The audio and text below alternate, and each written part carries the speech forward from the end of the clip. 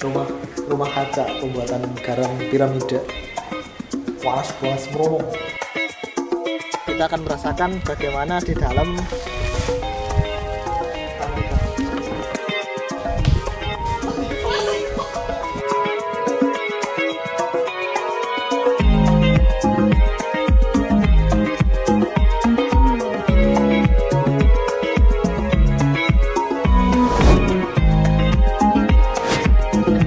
epic. Paling lama berapa menit Pak?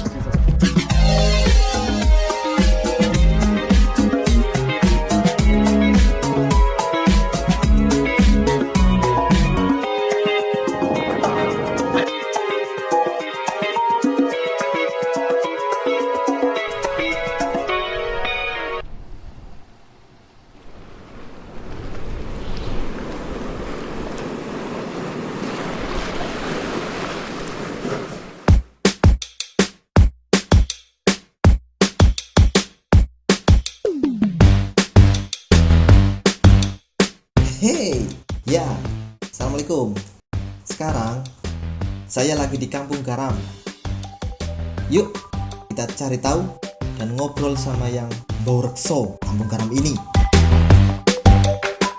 Assalamualaikum Pak Budi. Pak Budi ini selaku pengelola di Kampung Garam Desa Tlogo Pranoto ya Pak? Tlogo Pragoto, Kecamatan Mirit, Kebumen. Sebenarnya kalau Kampung Garam di sini tuh dari kapan sih Pak? Kalau Kampung Garam Kebumen, Kampung Garam Kebumen itu kita pertama 2018 Kampung Garam Kebumennya. Bang, saya dan teman-teman di akhir tahun 2019 itu juga tertarik juga. Akhirnya kita juga berkelompok, kita berkoloni untuk bikin produksi garam.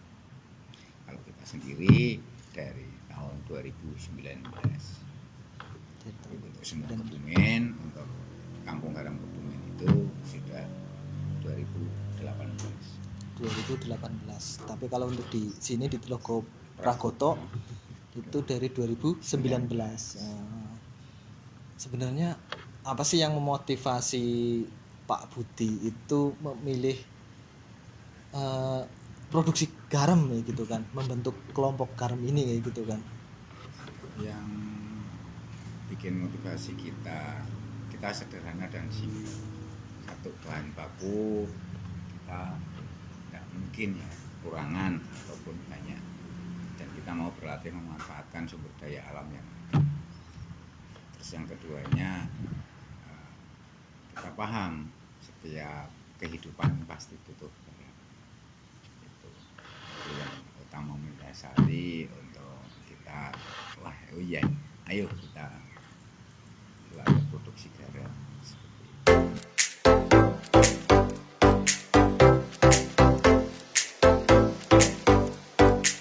Oh, ternyata lokasi Kampung Garam ada di Desa Tlogo Pragoto, Kecamatan Mirit, Kebumen, berdiri sejak tahun 2019.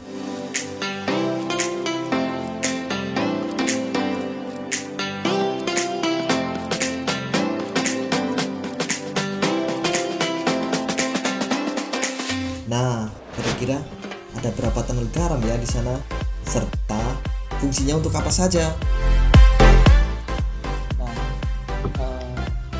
kita kan tahu sendiri maksudnya tunnel-tunnelnya itu ada sekitar 40 ya Pak Budi. Ada sekitar 40 tunnel garam. Nah, untuk mengelolanya itu kan butuh energi banyak kayak gitu kan, butuh beberapa orang pastinya gitu kan. Nah, di Tlogo Pragoto ini kelompok untuk garamnya itu ada berapa sih pengelolanya Pak? Kalau kita berpengelola, kita kelola Bertujuh. cuman kesininya kan memang tidak harus setiap hari kesini.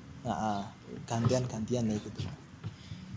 Kecuali itu juga kita garam juga sebenarnya juga tidak setiap hari harus kita, maksudnya untuk sepanjang hari kita tungguin. Seandainya jam-jam panas seperti ini kita Hmm. Nanti sore ataupun tadi pagi ada kegiatan itu mau ngecek air atau bersih lingkungan, itu memang efisiennya pagi saja. Oh begitu. Nah, kemudian di sini kan juga ada 40 itu ya, 40 tunnel garam. Apakah ini 40-nya itu menghasilkan garam semua atau itu untuk proses Pak sebenarnya? Sebenarnya kalau kita bicara 40 tunnel itu Heeh. kita sudah ada boleh dikata bahwa dua yang untuk tandon, Hmm. dua yang untuk tunnel teres, yang untuk produksi itu 36 maksud kita. Dan kita punya 6 tunnel kristal. Jadi sekali proses kita menggunakan 6 tunnel. Oh, sekali proses 6 tunnel. Jadi, tadi saya bilang untuk 36 itu untuk proses, dan saya punya 6. Satu prosesnya 6. Satu prosesnya 6, kita punya 6. Ada yang menyebut papan kristal, ada yang menyebut tonal kristal, ada yang menyebut meja kristal.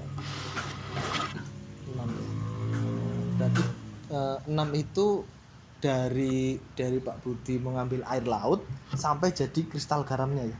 Ya, Berarti dari prosesnya itu emang cukup lama ya Pak Budi ya. kalau saya lumayan lama. Dari tunnel 1 sampai jadi sebuah garam kayak gitu. Itu biasanya berapa minggu Pak?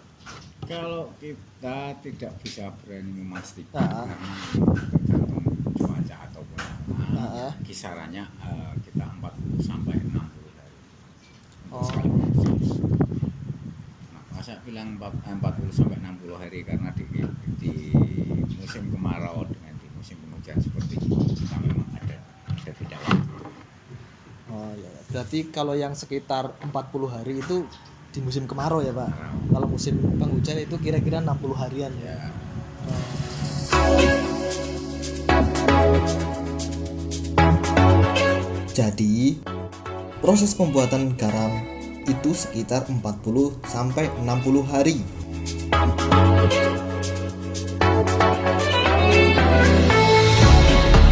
Lalu, bagaimana kualitas garam di sini?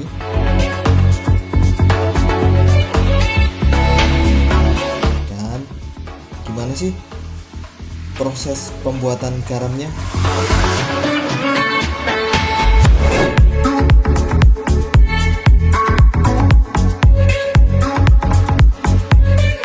Tapi kalau untuk kualitas garamnya sendiri antara musim kemarau sama musim penghujan apakah sama Pak? kalau untuk kualitas kita tidak mempengaruhi di musim baik itu penghujan maupun kemarau, itu untuk kualitas kita tidak mempengaruhi karena tadi antara prosesnya dari tunnel ke tunnel, dari tunnel 1, 2, 3 sampai 5 gitu kan, di situ ada pengendapan, ada yang bilang itu penyulingan dengan maksud tujuan untuk kita dimasukin ke tunnel kristal itu semua NaCl sama. Saya untuk menyaring zat-zatnya ya Pak. Betul. Oh. Nah Pak, bisa dijelaskan nggak prosesnya dari tunnel 1 pertama itu untuk nyaring apa? Yang kemudian tunnel 2 sampai ke tunnel 6 yang jadi pengkristalan garamnya itu bisa dijelaskan secara singkat aja nggak Bapak Ya, gitu kan? kalau dari tunnel 1 biasanya itu kita BE masih rendah. BE itu di bawah meter, itu alat yang untuk mengukur, boleh dikata kadar garam Pak. Kadar garamnya masih rendah. Itu alat yang kita gunakan. Di tunnel 1 kita memang selalu kita ukur, yaitu mencapai 5. Oh, Nah, 5 baru kita alirkan ke tunnel 2. 2. Di situ biasanya kalau tunnel BE masih kisar rendah, boleh dikatakan rendah, di kisaran 5, itu kayak lumut pasti masih timbul di situ. Plankton juga masih yang Masih kuat hidup. masih hidup. Heeh. 5 itu kita alirkan ke tunnel 2. Di tunnel 2 itu BE kita tunggu sampai angka 8. Biasanya di situ akan muncul lumutnya sudah berkurang, tapi masih muncul. Kayak FE-nya sudah mulai muncul. FE. zat makanya kayak di tunnel 2 itu kan rata-rata lumutnya kuning ya, lumutnya kuning. karena dia sudah FE-nya sudah mulai keluar mengikat dengan lumut-lumut itu. Dengan harapan kalau kita nanti kita alirkan dan kita pasang saringan kan kotoran yang ngikut kayak zat tadi FE itu sudah tidak ngikut lagi karena ketinggal dulu. Tapi seperti itu. Di kisaran 8 itu kita alirkan ke tunnel 3. 3 juga kita tunggu sampai angka 12. Dengan di situ biasanya kalau angka 12 itu sudah mulai muncul kapurnya. Kapur. Ya. Oh iya. Kalau bahasa kimianya sih kurang paham lah. Oh berarti yang putih-putih itu belum garam ya? Belum. Masih kapur ya? Betul. Oh. Dan itu biasanya kita muncul di tunnel 4 kisaran angka 18 di atas. Kalau di tunnel 4 itu apa Pak? Nah, Kapurnya kapur banyak. juga, kapurnya banyak. Itu lebih padat ya gitu. Di tunnel 5, nah di situ kapurnya akan habis di situ. Oh, berarti yang dialirkan ke tunnel 6 nanti airnya ya? Airnya.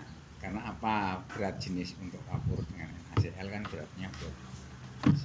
Si kapur tadi kalau nggak salah CS4 atau apalah itu bahan Gibson itu kan bahan Gibson itu kan dia berat jenisnya lebih berat begitu dia akan mengendap begitu dialirkan dia mengikut jadi dia tanggal 5 itu jadi untuk tanggal 6 nya tinggal kita pasang saringan dengan maksud dan tujuan kayak kotoran seandainya tidak ikut ke tunnel kristal. Kapurnya gitu nggak ikut ya. Baik kapur maupun mungkin ada hewan yang kemungkinan masuk ataupun ada sedikit kotor itu bisa kita saring di situ. Hanya kita kalau untuk tunnel pengkristalan ke 6 itu kan selalu boleh dikatakan selalu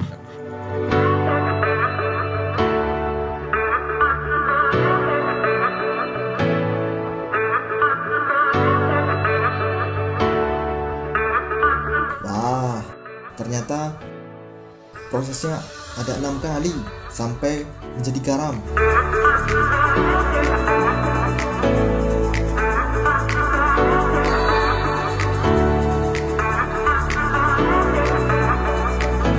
Apakah semua garam menjadi garam konsumsi ya?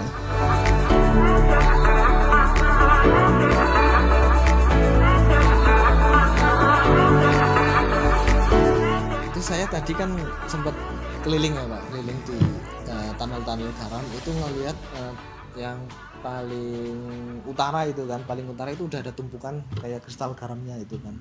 Mungkin itu kan sudah mau dipanen ya gitu ya. Itu apakah masih ada perlakuan atau enggak Pak?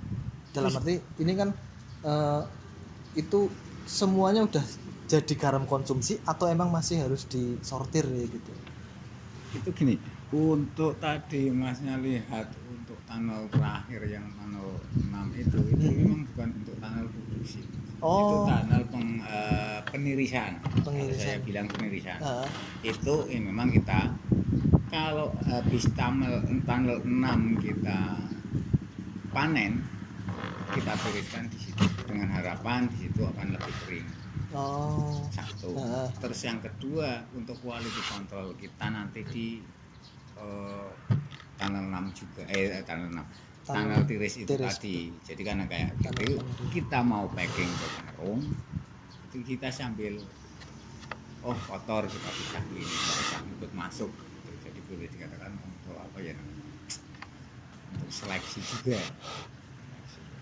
Yang enggak layak. Maksudnya kalau kayak kotor pindah geser, enggak usah masuk karung. Yang bersih kita masukin karung. Sebenarnya kandungannya sama gitu ya Pak? Kalau kandungan sama. Cuma bedanya antara bersih sama yang kotor aja gitu ya. Jadi yang kotor tidak kita packing. Kita ini. Iya. Apa ya? Seleksi atau apa ya? Ya mungkin modelnya kayak di sortir juga sih ya. Betul, sortir. Iya maksudnya gitu. Sortir. Istilahnya sortir juga. Quality controlnya gitu ya.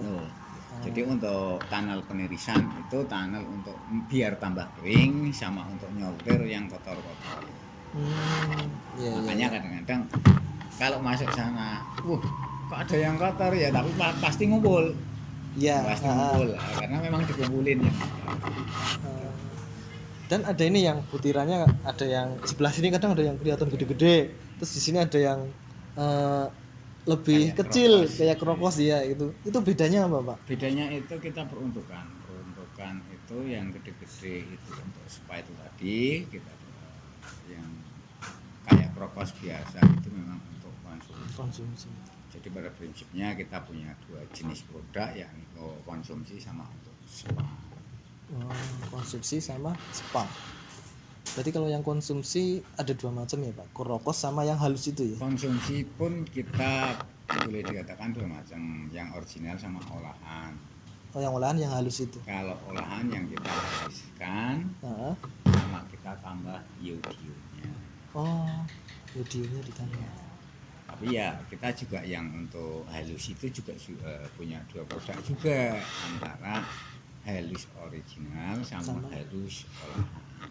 Oh Maksudnya olahan iya. yaitu tadi kita tambah dengan Iodium. KIO3. Iya. Jadi kalau yang krokos tidak perlu ada penambahan gitu ya Pak. Kalau krokos original Nggak perlu penambahan.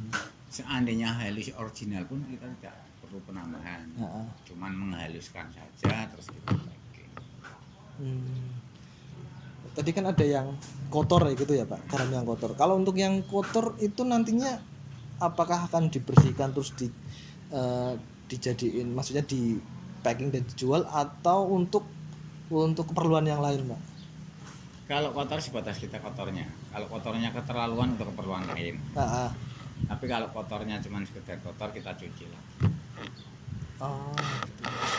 Kalau cuma sekedar kotor ya kita cuci lagi. Tapi kalau kotornya ketoknya kebangetan kan, kita peruntukan lain. Oh, biasanya kalau untuk yang lain itu untuk apa Pak?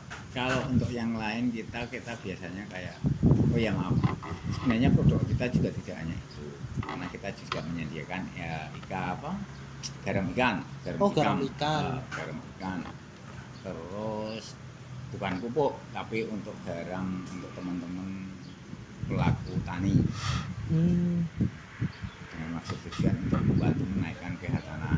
Berarti disebar di tanah ya gitu ya? Ya. Jadi kita punya memang produknya, maaf tadi itu kelupaan produknya. Jadi produknya ada 3 ya Pak, garam konsumsi, garam spa, sama garam untuk keperluan perikanan, peternakan, pertanian ya. Jadi tahu ya, ternyata garam nggak cuma untuk kita konsumsi, ada yang untuk spa, ada juga untuk pertanian dan peternakan. Ini rumah kaca pembuatan garam piramida. Panas merono.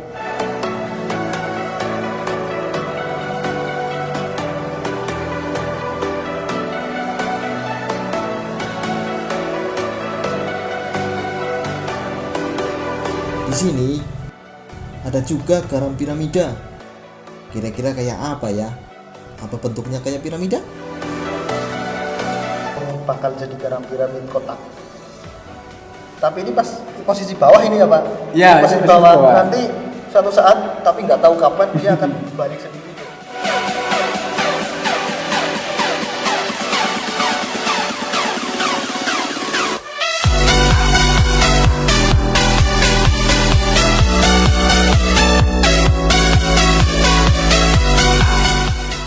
Itu kan ada tunnel garam yang pakai plastik ya. Terus di sebelah barat itu ada yang menggunakan kayak ruangan ya gitu ya, kayak kaca ya gitu. Itu bedanya apa Pak? Itu kita namanya dengan rumah kaca. Rumah kaca. Rumah kaca itu untuk produksi garam Garam piramid. Di situ kita juga kebetulan juga berproses, itu proses produksi juga. Cuman untuk hasilnya kita memang belum panen, karena baru berapa hari masuk dalam proses. Dan kita perlu juga ya kita ketahui rumah kaca untuk garam ini, bicara garam, rumah kaca yang ada baru di kampung garam setelah produk. Oh, di kota-kota yang belum ada. Untuk di Jawa kita nomor 1 yang ada baru Oh, sini. baru sini ya. Berarti pioner ya, Pak. Ya, Yang kalau pertama untuk ya. Indonesia yang ada baru di Bali sama di sini. Oh, Jawa berarti di Kebumen masih ya. Kebumen. Kalau di nasional udah ada Bali, Iya. udah ada Bali ya. Oh. Nah, Pak, tadi menyebut garam piramida. Garam piramida itu apa, Pak?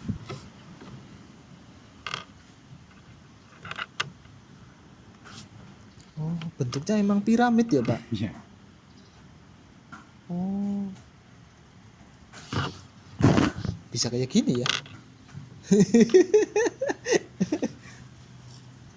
Ini karena satu sering kebuka juga kan, karena cuman Ini juga dikonsumsi, Pak. iya. Mas.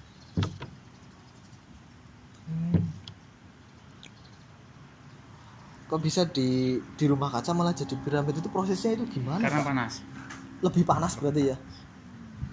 Ini kan pada awalnya kita juga untuk di tunnel aja kita bisa seperti ini.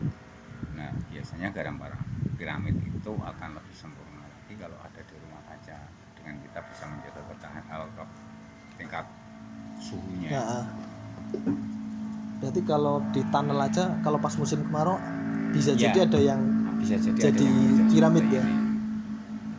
Tapi kalau dari kandungan sama ya, Pak? Kalau Apa kandungan lebih tinggi? sama. Oh, garam piramid. Kandungan Iya, iya, iya. Cuman kalau sudah masuk rumah kaca untuk kebersihannya akan lebih. Iya Karena lebih. tidak ada yang karena di situ panas, kalau mungkin ada hewan sedikit pun masuk dia akan Iya sih. higienisnya lah. Lebih higienis lah ya. Soalnya hewan juga susah buat masuk juga ya, Ya, Pak. seandainya terlanjur masuk juga di Lebih dalam lebih pasti cepat mati. Iya. panas. Nah, ini kan karena perlakuannya beda ya, Pak. Lebih istimewa ya garam piramida ini. Dan bentuknya lebih unik lagi Lebih kan. unik ya, karena ya emang seperti piramida bener. Iya. Tak kira hanya sebatas nama saja, Nama. ternyata dari bentuknya aja garam piramida itu memang bentuknya piramida Piramid. gitu ya. Ini berarti dari segi harga lebih mahal, apa Harga lebih murah. lebih mahal? Oh, Kalau untuk angka persisnya sih karena memang kita belum produksi, belum bisa menjual, tapi karena kita juga info yang dari teman-teman kayak yang di Bali mm, bisa kisaran 300-an, 350-an. per kilo 350.000 per kilo. Wow, Kalau istimewa. sudah masuk di hotel bisa 5.000 ini per keping. Per keping 5.000. Tapi kan ini nggak sama ya gitu, Pak, ukurannya.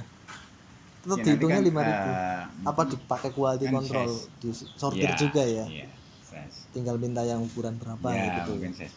Size berapa. Oh, begitu. Unik ya.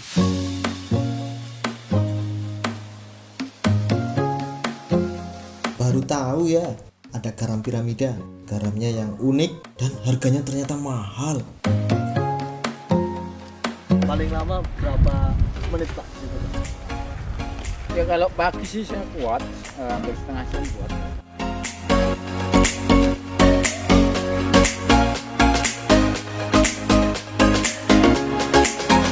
Oh iya,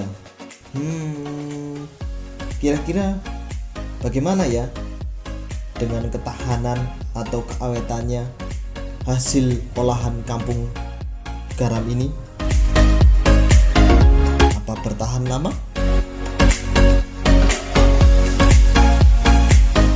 Kalau untuk ketahanannya sendiri, Pak, dari garam yang dari tunnel garam yang pakai plastik biasa itu sama yang kaca dari rumah kaca ini, lebih kuat lama yang mana, Pak? Kalau produk kita karena produk berkualitas Ya. semua kuat, semua tahan. Semua tahan. Berarti hampir sama ketahanannya ya. Itu berapa kuat berapa tahun, Pak, misalkan? Saya mencoba panen perdana tak simpan sampai sekarang masih. Berarti panen perdana tahun 2019 apa 2020 awal? 2020 awal. 2020 awal berarti Setahun. sekarang setahun lebih ya, udah setahun lebih. Oh, Masih. ya kalau kita punya garam 1 kilo buat setahun ya mesti habis lah. Kalau untuk produksinya sendiri itu 1 bulan mungkin sekitar berapa sih Pak? Kalau kita tanel dengan tanel 6 tanel kristal ini, Heeh. ya kisaran 3 sampai 4 ton. 3 sampai 4 ton. Itu dari berbagai jenis, baik itu sofa, baik itu konsumsi, baik itu garam ikannya, Oh, masih total keseluruhan. total keseluruhan. Selain untuk kayaknya tadi saya melihat tulisan ada untuk edukasi gitu ya Pak. Berarti selain produksi garam itu sendiri, Kampung Garam Tlogo Pragoto ini sendiri juga mempersilahkan bagi siapa saja yang mau belajar ya Pak. Untuk Ya, kita memang welcome di sini, kita terbuka, akan lebih senang lagi juga kalau ada teman, ada mungkin adik-adik itu mau belajar bareng dengan kita ya terkait dengan kita memang membuka dari PAUD sampai perguruan tinggi. Memang itu kita selalu terbuka dan kita welcome.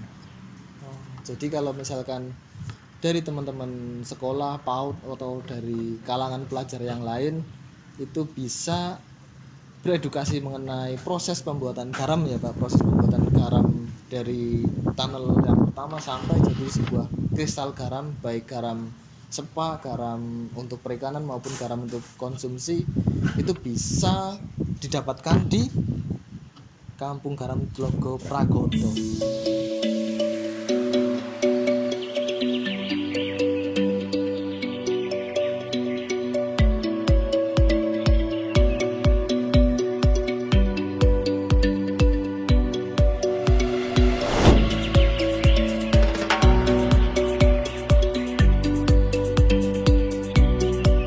Kita akan merasakan bagaimana di dalam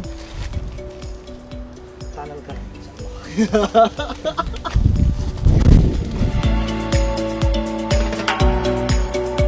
Mencoba panen ngeruk garam.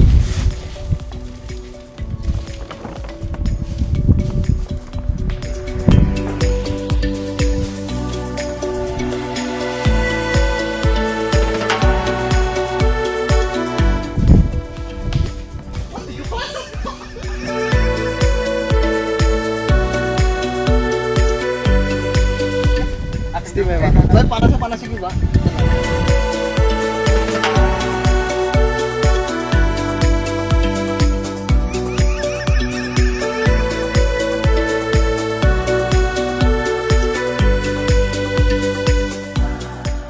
Nah, kalau udah panen ya, kalau sudah panen itu garamnya itu masuk gudang gitu Pak. Terus di gudang ada perlakuan lagi nggak Pak? Apa hanya sebagai tempat menyimpan? Kalau gudang itu, kalau yang untuk spa yang ori maupun konsumsi yang ori ya cuma untuk nyimpan. Tapi kalau yang butuh diolah lagi ya kita olah lagi baru kita simpan. Oh, berarti gudang itu untuk mengolah lagi sekaligus untuk packing juga ya Pak? Iya. Karena di situ kita punya gudang yang sebelahan, yang satu untuk gudang olah, yang satu untuk gudang simpan. Oh. Jadi kalau yang butuh diolah lagi masuk gudang olah.